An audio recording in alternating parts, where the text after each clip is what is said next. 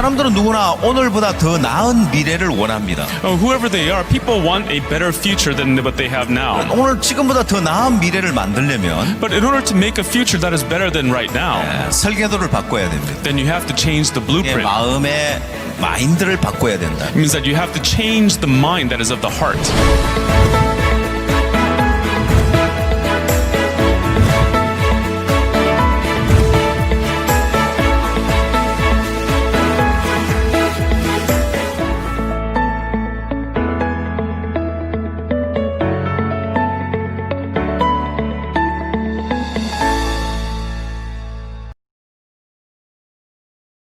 Hello, everyone. I'm coming to you all the way from New York. I am here in New York in Long Island, and I'm so happy to be here with you today. I am going to share my screen and then we're going to start talking. So today the topic again is exchange and communication. All right.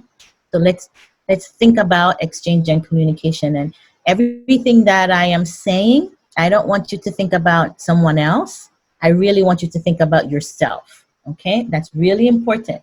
Don't think about, oh, yes, that person's like that, or that person's like that, or he's like that, or she's like that. It's really important that as you listen to the mind lecture is for you. It's for your heart, and it's for your mind. So relate everything to yourself and think through everything, all right? I'm going to share my screen right now, and we're going to get started.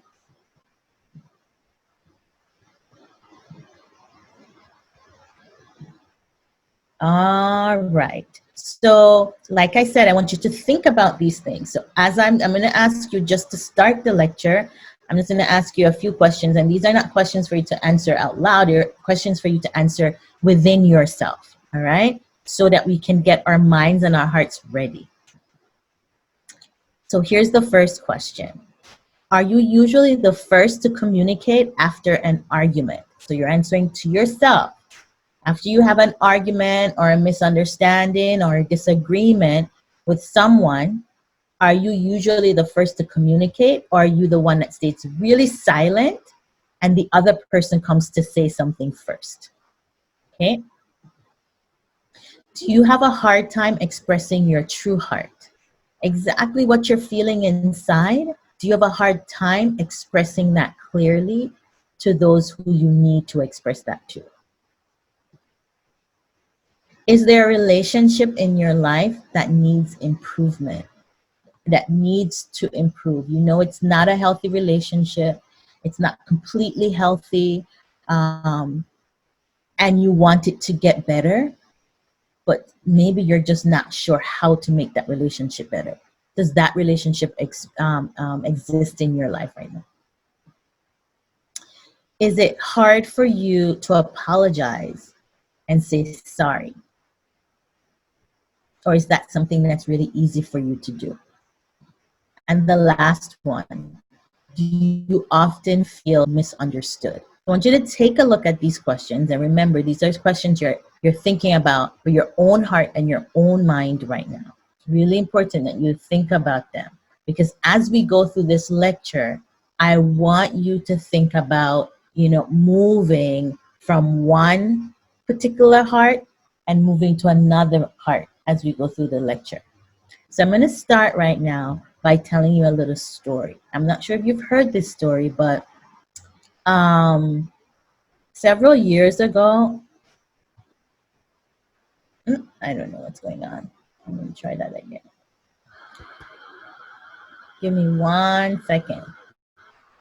I think see my thing spinning. I'm going to try to share my screen again, and hopefully it works better this time. Awesome.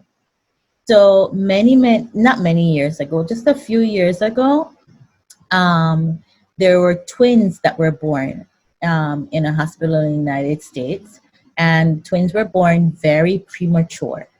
The babies could not breathe on their own. They were born way too early, and so they were put in 2 separate incubators. The babies' organs were not developed at all, and so they were hooked up to many little tiny tubes where the machine was breathing for them, the machine was helping them to poop, they had to be really safe in the incubator, not a whole lot of touching because of infections and things like that, and so they were there. The problem is there were two girls. The problem is that one baby was dying. One baby was just not going, seemed like the baby wasn't going to make it. And so that baby was actually turning black and blue. The other baby seemed to be a little bit healthy, but her sister was turning black and blue. And so they were in two separate incubators. The mom's heart was breaking, right? And so at that time, the doctors all thought, well, it's probably time to say goodbye to this daughter because, her color's changing. She's not getting oxygen. Everything we're doing is not working for her. And so there was a nurse in that hospital, an Eastern European nurse, who said to her, you know what, Mom, come here. In my country, we don't keep babies in separate incubators. In my country, we put twins in the same incubator. But in America, they don't do that because they're afraid that the infection from one baby will spread to the other baby. So I suggest you ask the doctor, if you can put them in the same incubator. I think that might be better. So of course the mom went to the doctor and said, I'd like to put my girls in the same incubator. This is one last try to save their lives. I don't know. I just want them to be together. And the doctor said, absolutely not. In America, we do not put babies in the same incubator. That's a huge risk. We do not do that. And so the nurse told the mom, as a parent, you can insist that the doctor does that. So the mom insisted, and the doctors made her sign all these waivers, liability things. The hospital is not liable for anything that happens to your babies because it is not our policy to put them in the same incubator. And so they went in the same incubator. When they put the dying baby, who was black and blue, inside the incubator with her sister. Now, before we go any further, I need you to understand just how premature they were. They were about 2 pounds. And at that point, they were so weak, right? Premature babies can really fit in the palm of your hand, right? And they can't lift their arms. They can't lift their legs. They can't turn over. They can't move their head from one side to the other side. They can't do any of that. However, you place them in the incubator, that's how they stay in the incubator until the nurse comes and moves them around a little bit. Because their motor functions are like almost non-existent, because their muscles, their heart, their kidney, their stomach, all of those things are not developed yet. So they cannot move on their own. When they placed both babies in the incubator, this is what happened. The baby that was the healthy little girl turned her head and put her face next to her sister, lifted up her arm and hugged her sister. Now, of course, she can't do that, right? She's not supposed to be able to do that because she's a premature baby. When she did that, within minutes, the color of her sister started to change. Her sister was no longer black and blue. And there was a reporter, a photographer inside of the hospital, and he heard all the commotion that was going on in the hospital. And he ran over to that section of the hospital and he begged, can I just take a picture of them? And they're called the hugging twins, right? Because no one can explain just how this baby was able to lift her arm, place her arm over her sister. But what's more fascinating is that till this day, there are no scientific answers to why the baby's color changed, to why the baby's heart rate improved, to why the baby's breathing improved, and how the baby survived just by hugging. So what I want to talk to you today about is the power of exchange and connection. There is no science to explain what just happened. This exists in a whole invisible world, the invisible world of the heart, right? Their hearts connected, right? That's what actually happened. And she saved her sister's life, not through science, not through medicine. This is a different thing. All right. After that, in America, they started to put twins together in the incubator. And here's what the girls look like right now. And if you can think about it, one of them was not supposed to be here anymore. She wasn't supposed to survive. But something that we cannot explain, called the power of connection in that invisible world of the heart that makes you laugh and sad and happy and crazy and angry and emotional. And that place, that's the world of the heart, right? And that's what connected for these two ladies. And right now in America, when you're twins, no problem, because they understood that. Now, of course, they don't have the science, they don't have the medicine, they have the explanation to back it up, but they know it exists and it works, right? And so that's what I want to talk about today. That's the connection I want to talk about today. Because as human beings, this is how our hearts were built to work. Our hearts were built to work by exchanging and communicating with each other. Human beings and the world of the heart and human heart and spirit, we were not built to be isolated and by ourselves. Absolutely not, right? We were made to be connected. And we connect not just, how do you do? Oh, I'm okay. Would you like something to eat? Yes, I want something to eat. Not just that superficial connection, but a real connection from the heart. And so that's what we're going to go through and talk about a little bit today.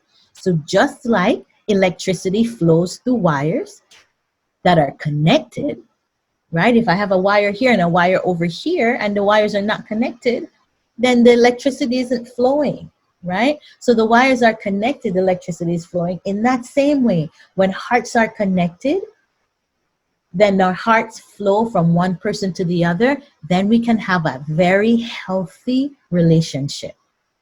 When that is not happening, that's when we have an unhealthy relationship.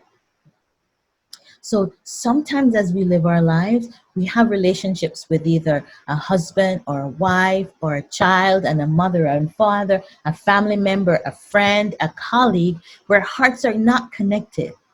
And at those times, that's when we experience the most difficulty in our relationships. And if you look at the other picture with just the one person trying to connect, on your own, you cannot connect, right?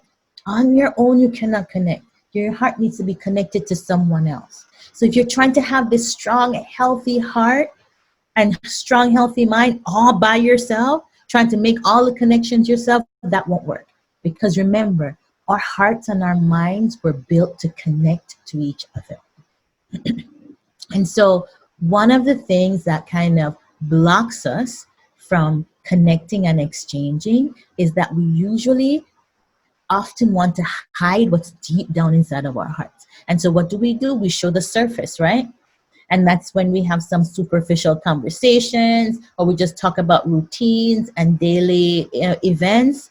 But talking really about what's at the bottom of our hearts, we've come so accustomed to hiding that we don't have those kinds of conversations. So I want you to think about that just for your heart, not for anybody else. Why do you think we often focus on the surface of our hearts and not deep down? Why do you, right, not share exactly what's deep down inside of your heart, but we just go around our day and we just talk about the very vague things? Communication, real exchange and real communication doesn't happen if we don't go below the surface. All right. So in our hearts, we have blueprints. Everybody's heart has a blueprint. So if you look at this house, when we see the house, we can see the big, nice, beautiful house that's already built, but every house has a what? Has a blueprint, right? And so our hearts also have a blueprint. And oftentimes what we do is we judge each other's blueprint, but we also have our blueprint. And on our blueprint, there are good things.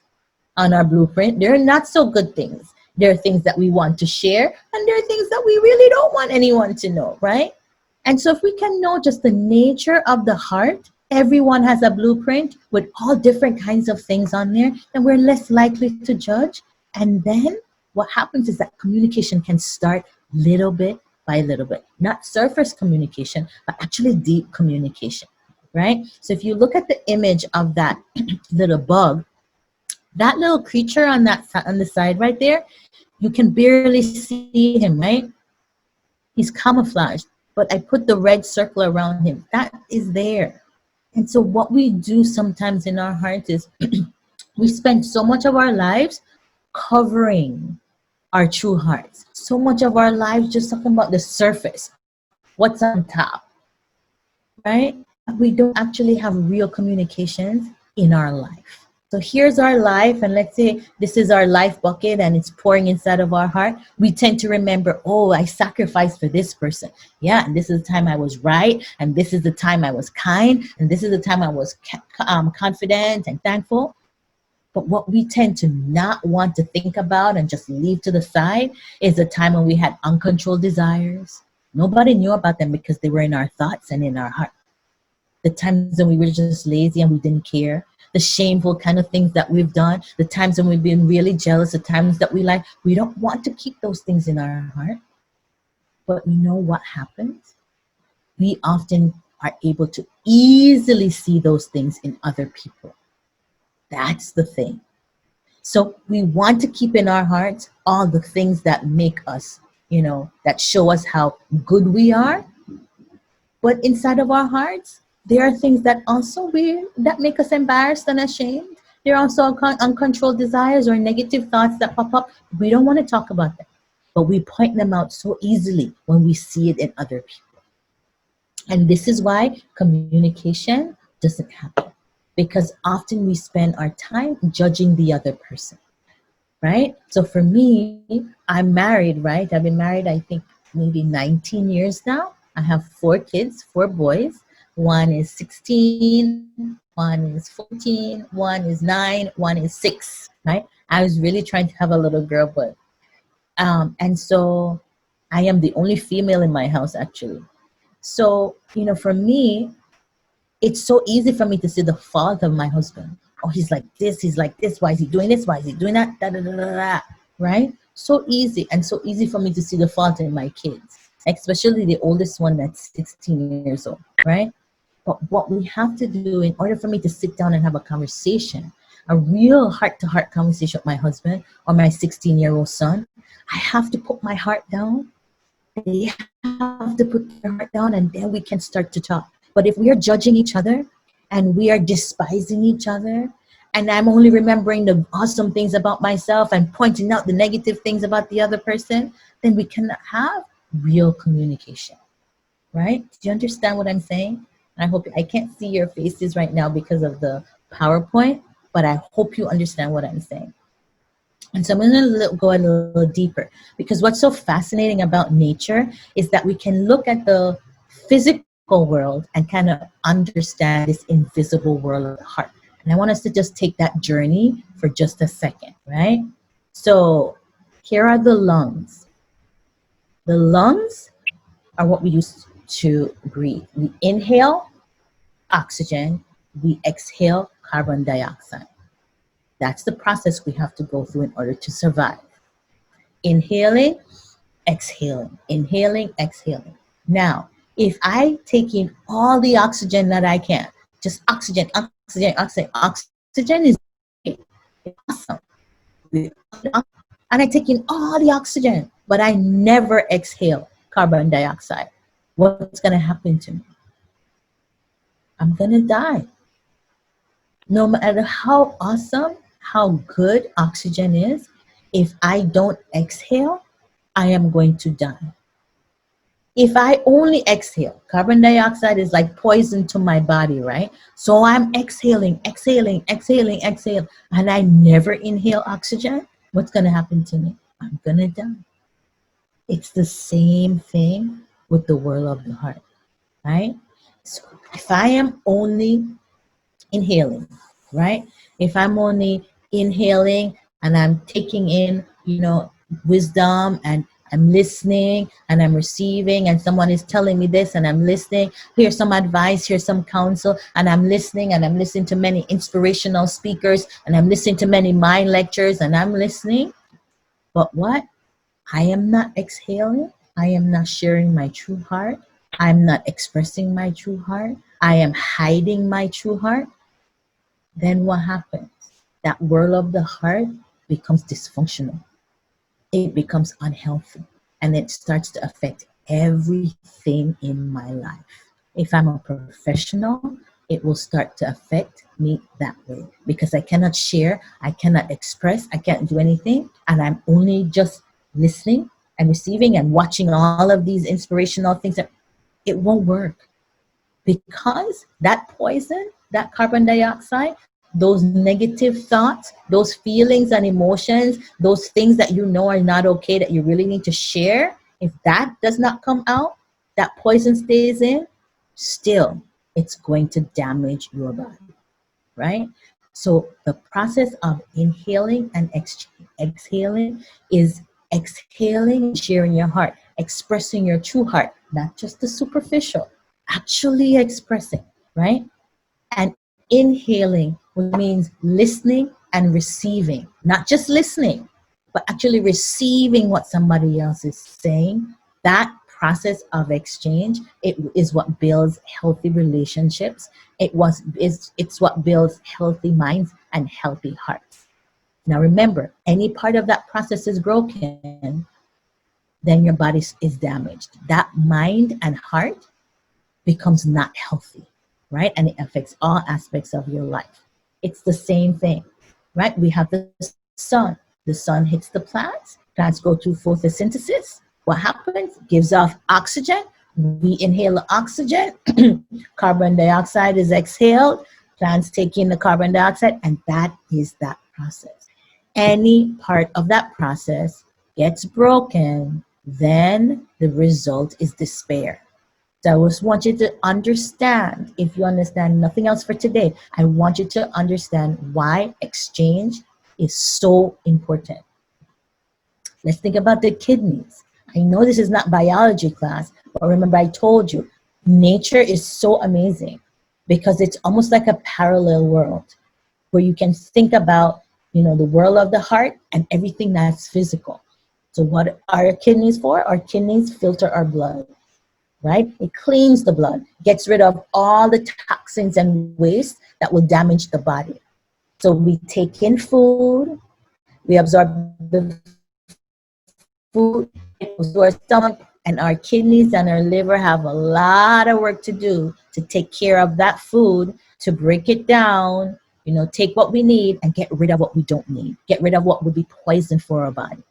What happens if any part of that process is broken? Then our kidneys fail. Then our bodies are poisoned because our blood is not clean. Any part of the process is broken, it damages our body. Same thing with the liver. Here's a picture of a healthy liver. Here's a picture of a liver that is not healthy, right? So the liver regulates the chemicals in our blood. The liver, the stomach, and the kidney, they're doing a lot of work. Any part of that process is broken, we are going to suffer. That is the same thing because it's a process of exchange. You must get rid of toxins from your body. If they stay in, they poison your blood.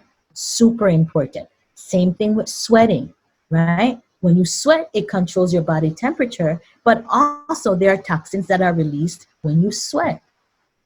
So as you can see, everything in nature goes through this process of exchange, and everything that's a toxin has to be released. Now remember, I told you the world of the heart exists. The one that makes you make this decision versus that decision. The one that makes you love, the one that makes you hate, the one that makes you fear, the one that makes you confident. That part of who you are, that heart and that spirit, that's what drags you. That's the thing that determines your future. Those are the things, that part of you determines your future. How, you're able to study, how you procrastinate or you don't procrastinate, how you think before you act or you don't think deeply. That part of you is what I'm talking about, right? And if that part of you does not exhale and get rid of the negative thoughts and the toxins and all of those things, then that part of you is going to drag your life into despair. You're not going to have a happy and successful life. So this is why I want to talk to you about exchange, right? Because in life, just like the kidney, here's the kidney. If the toxins remain, your blood is poisoned and death comes. No communication, no exchange. Toxins of negativity remain inside of your heart and your mind. Your heart becomes weak. You fall into despair, isolation, depression, negative thoughts, unhealthy relationships, and that even leads to death.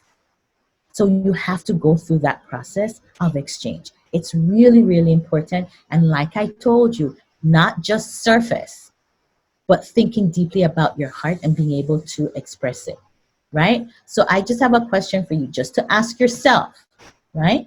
Which part of the exchange process is hard for you? The inhaling part, where you're listening and seeking advice and receiving it from others, or the exhaling, where you have to actually share your true heart, even if it's not good, even those hearts and those negative thoughts that you really don't want to talk about, but you share it, right? In a safe space, not in a space of judgment, in a space that's safe, right? So which part of this process, think about it, is the one that's challenging for you, right? You have to think about that. And so if we don't go through that process of exchange, this is what happens. It's almost like stagnant water, right? You have the glass, clean water, clear water, you put it down. If you leave that water there, no one has gone to touch it, no one has interrupted it, it's just there. That water isn't clean anymore. Eventually, bacteria and all kinds of things end up in that water, and that water becomes stagnant water later on.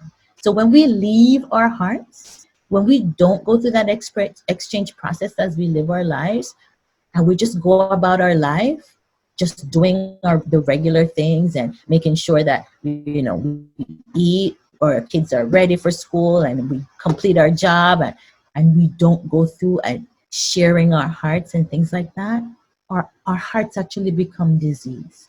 That whirl of the heart that I'm talking about, that makes you who you are, that too can become diseased, not just your physical heart. And for example, I'll give you an example. Teenagers, when people are teenagers and get to young adults, oftentimes parents wonder, oh my goodness, what's wrong with them?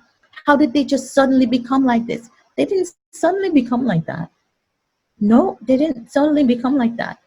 Over the years, from elementary school all the way through, they weren't sharing their hearts, and we weren't having conversations we were making sure they got ready for school. We were putting everything together, making sure they do their schoolwork, but we weren't having real, honest, sharing heart kind of conversations.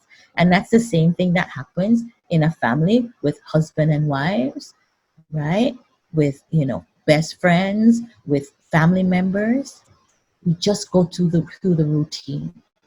But there's so much below, and we never talk about it, right? And so there's so many things that we go through in life. Imagine going through all of this stuff right now, all of this stuff as a teenager, as an adult, and then your heart being weak, right? So our hearts are like pipes, like tubes, right? So here I have a pipe that would be maybe under the sink, and then here I have an artery. And as the artery is getting clogged and clogged and clogged and clogged, soon you will have a heart attack because there's no blood flow. If on your pipes are clogged, there is no flow. The toilet can't flush, the sink gets clogged, everything comes to the surface of the sink. It's the same thing that happens in that whirl of a heart. Eventually, we become so unhealthy, we cannot function because we're so clogged. And what are we clogged with? All the thoughts and all the feelings and emotions, everything that we suppress, we don't want to say anything about. That is really, really dangerous. So remember, you have your physical heart and you have the whirl of the heart. Both can get diseased. Both can get diseased. You must remember that. Both can, and nature shows us that all the time. Without exchange, things actually die, they wither away, right? And so for you, you have to think about it. So what's causing the clogs in our hearts? It can be we're not exhaling, we're not inhaling. Which one is it? Fear of judgment. I can't really say exactly what's in my heart, because if I do, I'm going to be judged, and I'm going to be condemned, and this and this and this and this and this and this, right? Fear of being hurt. You're not really sure what the other person is going to say or how the other person will react, so you just hide it, right? And you're not sure who to trust. You're not really sure who you can tell. Maybe you don't feel like there's anyone that you can tell. So for me, the Mind Education Institute, right? And you can actually contact us. You know, I'm here in New York, and so I have people that contact me all the time. If you ever feel like there's no one I can literally sit down and talk to and go through those things and actually express my deep heart in a space that is not judgmental, well, here's a space that's not judgmental. You can reach out to any one of the people who contacted you and tell them, I just need a space to talk. Or I know someone that needs a space to talk. But exhaling and inhaling will will save your life. Without doing it, you will fall into despair, right? And so, you know, like I was saying, these hearts are not going to connect with each other if they're holding on to everything inside of their hearts. And sometimes we hold on to the fact that I'm right and you're wrong. I'm right and you're wrong. No, I'm right and you're wrong. And so no communication can take place, right? Because both people are right and both people can't put their hearts down. I have my own standards about how things should be. And with my own standards, then I judge my husband. My husband has his own standards about how things should be. And with his own standards, then he judges me. And then my children have their own standards about how things should be. And then the communication with me is different because I have my own standards and then all of us are right.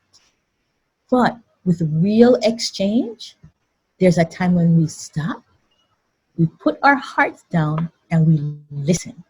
And I had to do that with my children, right? Especially the two oldest ones, one that's 14 and 16. I have to listen.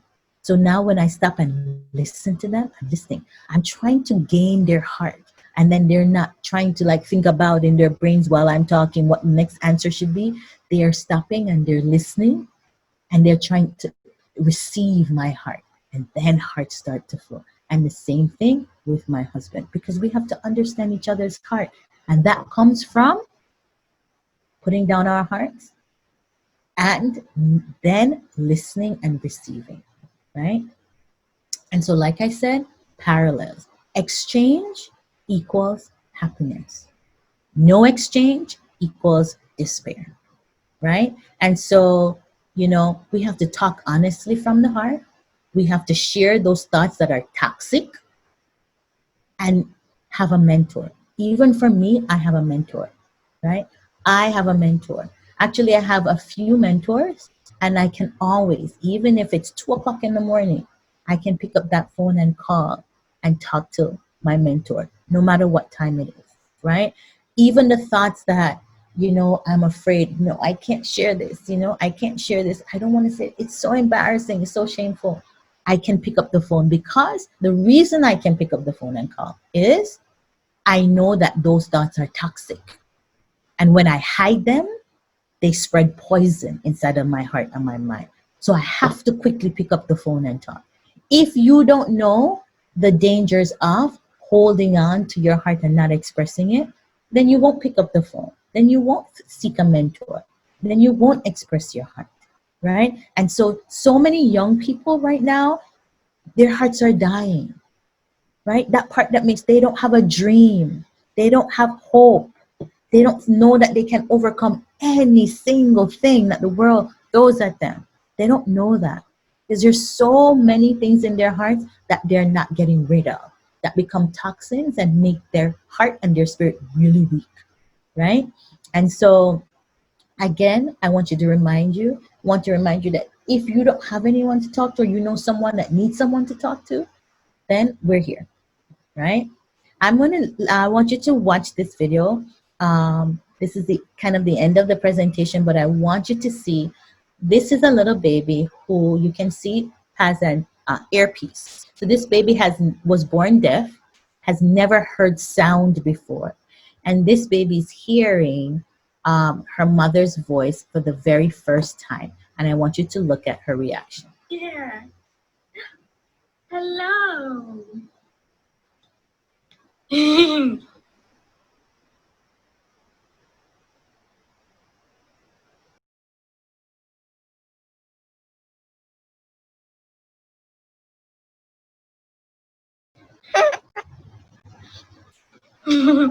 Are you emotional? You're gonna make me cry. Hi. Is there lotion? Hi. Yeah, are you gonna be emotional like your mama? Yeah. You're so sweet. Yeah. Yeah. Yeah. I love you. I love you. Oh. Oh. Yeah. Yeah. So I'm gonna get out of that for a second. So you can see when hearts connect, right? Never heard her mom's voice before, but she's now hearing her mom's voice for the very first time. And that's what happens when hearts connect. Even with the twins, right? No scientific evidence, nothing to understand why the sister was able to survive when she was on her deathbed. This is the world of the heart that I am talking about. And this heart, just remember, it can be diseased just like the physical heart. And that is why we have to think about it. We have to take care of it. Take care of it. We can't just ignore it and pretend it doesn't exist and that only the physical exists. That's not true, because only the physical does not make us who we are. What makes us who we are is actually that invisible world of the heart. Okay, so I'm going to end right here because I just wanted you to get a taste of why it's so important to exchange. And then maybe later we can talk about, how do I go about doing that? How do I actually open my heart? How do I say the things that are inside? That's so scary, right? So we can talk about that another time. So I'm going to end my lecture right here.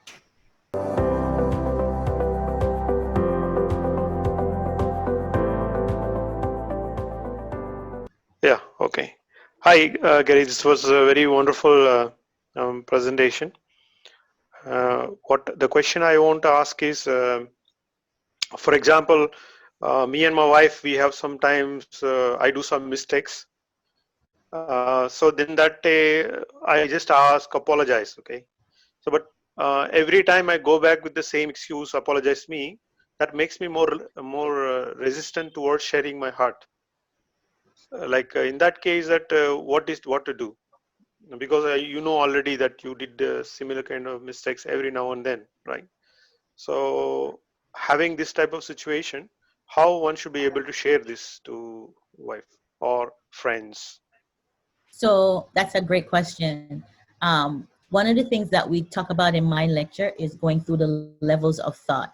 And I was going to put that in this lecture, but there was just too much. I didn't want it to be too heavy, but you have to think through the levels of thought. So whatever that thing is, that you're the same thing you're doing over and over. And so you have to apologize for the same thing, right? That's what you're saying?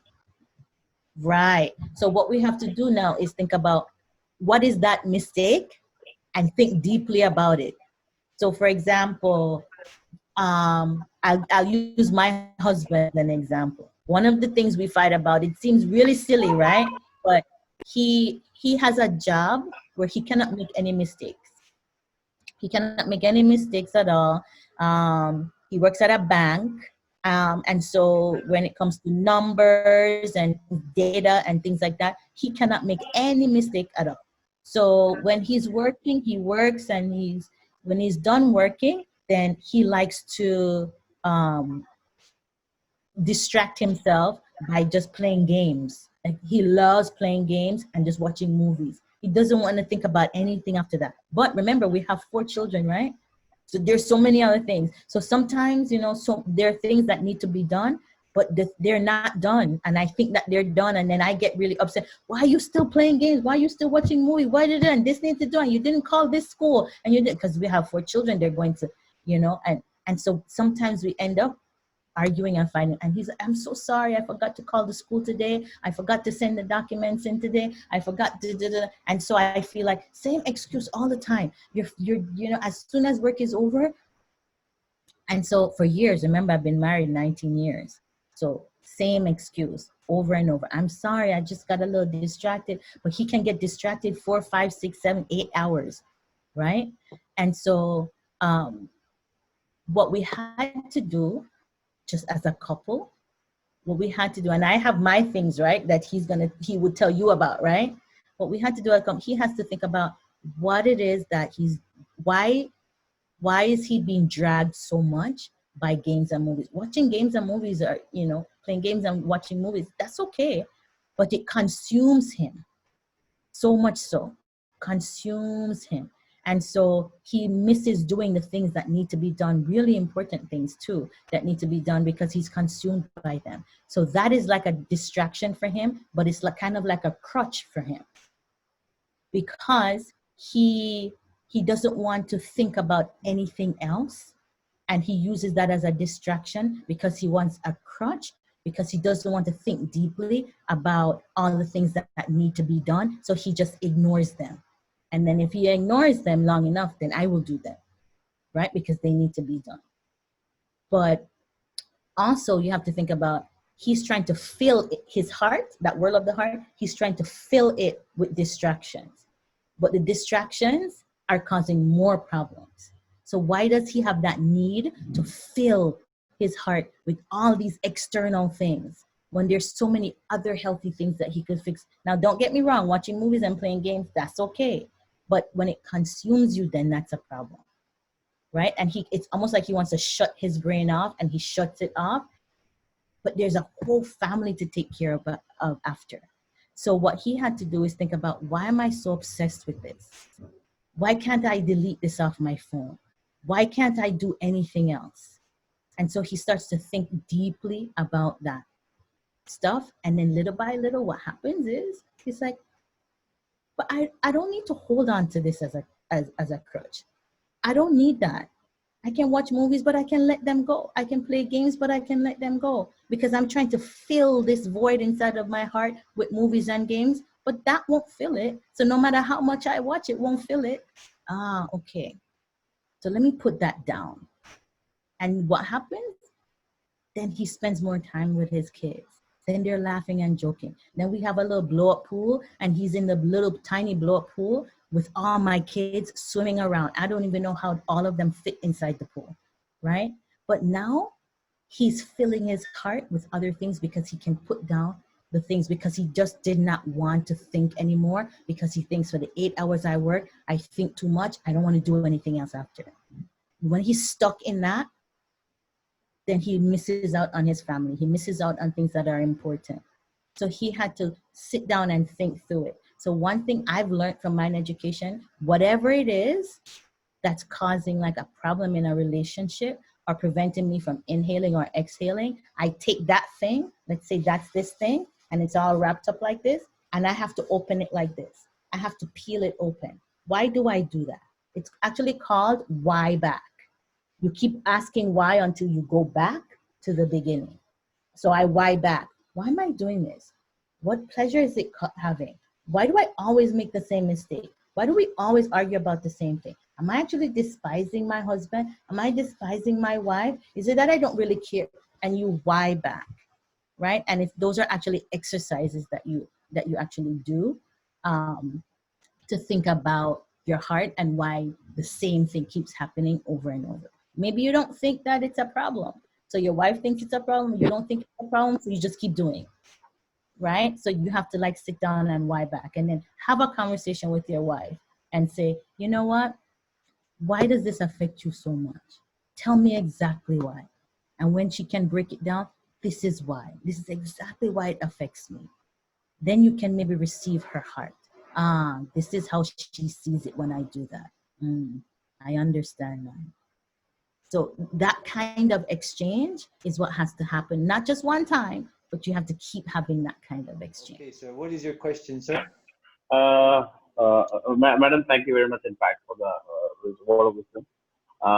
My question is like, or situation is like this, like in our society, for example, there are lots of people who really think in a negative impact, really love to criticize others. So in that situation, how you handle, in fact, I've had experience of that kind of people also in my life. I just want to know how you handle it that way. You know what? Actually, it said that psychologists say 85% of our thoughts are negative and 95% are repetitive. Isn't that dangerous? 85 are negative and 95% are repetitive. So when you think about people who are always caught in negative thoughts, it's really because they're not going through the exchange process. And really for us, if we examine our own hearts, we get into that cycle as well, right? Remember I told you, so easy to see it in other people. And because some people wear their negativity on their sleeve, so easy to see it, right? It just always comes out of them, right? But it doesn't mean the person that it's not coming out of like this, it doesn't mean that it's not inside of them. So if you think about it, between yesterday and today, how many things have we been thinking about? Same thing over and over and over. And sometimes we're stuck in, this is not gonna work. Oh my God, why is this person late? And you're upset with this person. In the 85 negative, 95 repetitive. It's just that those people they cannot hide their feelings very easily. So it just comes out. But also, if you think about, you know what, I am pretty similar. I just don't show my negativity so easily. And the other thing we have to think about is when we hear people talk negatively all the time, it's really important that in our hearts, we don't judge them, because in their hearts, the exchange process isn't happening.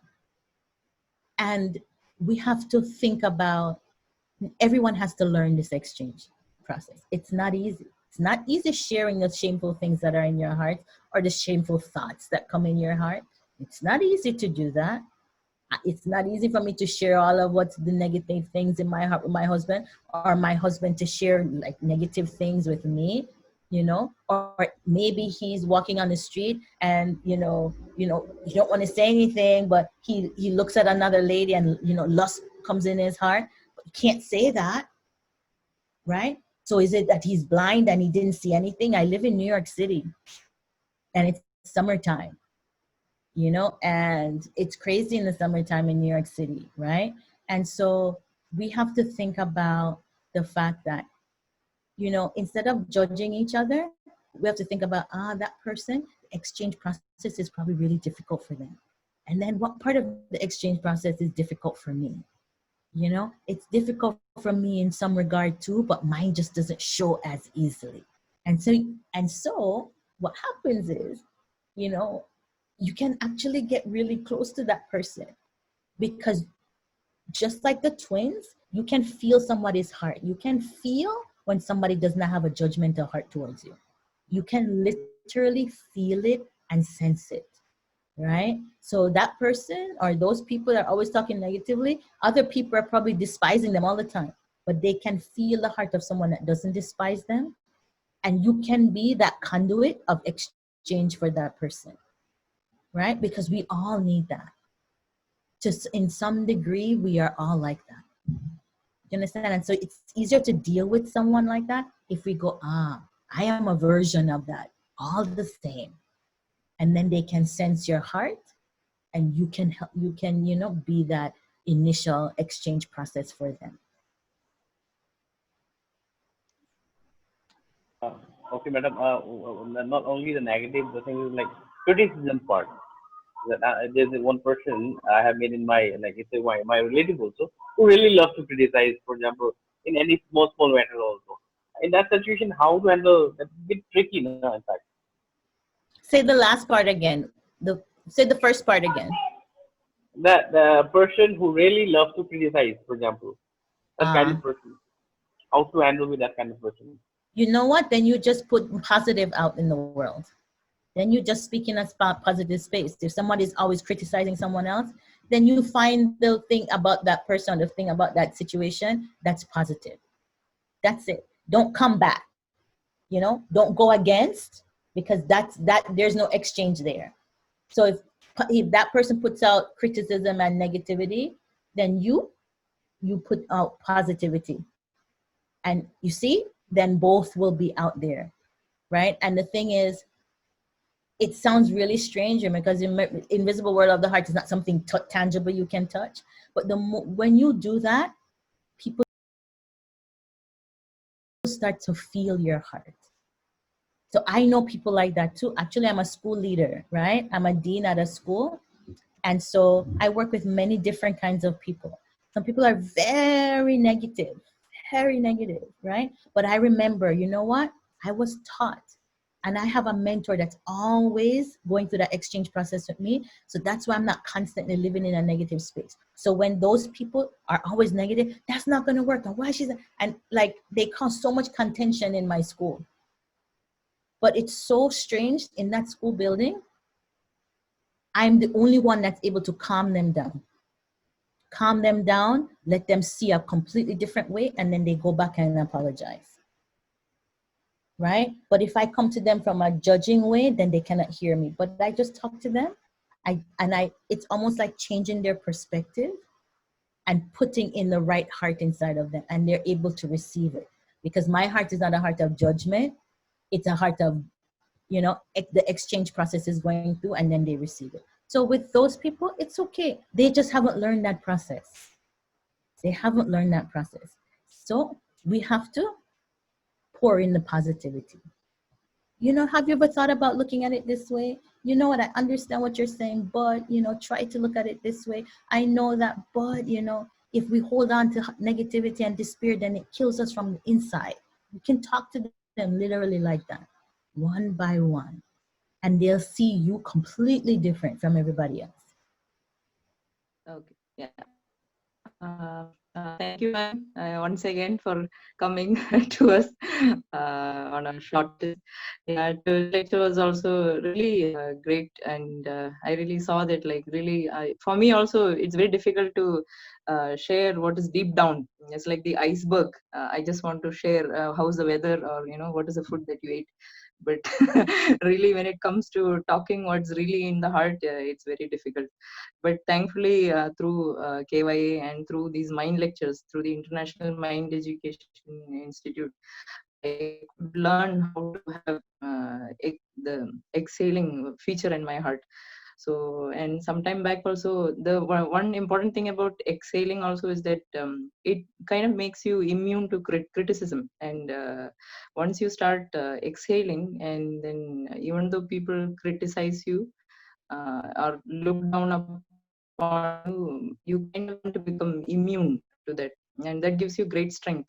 On the outside, it looks like you're weak and you're hopeless when you're put down, but once you become a person who can be despised, who's able to bear the despise, who's able to bear when people despise you, that is a real strength, I believe.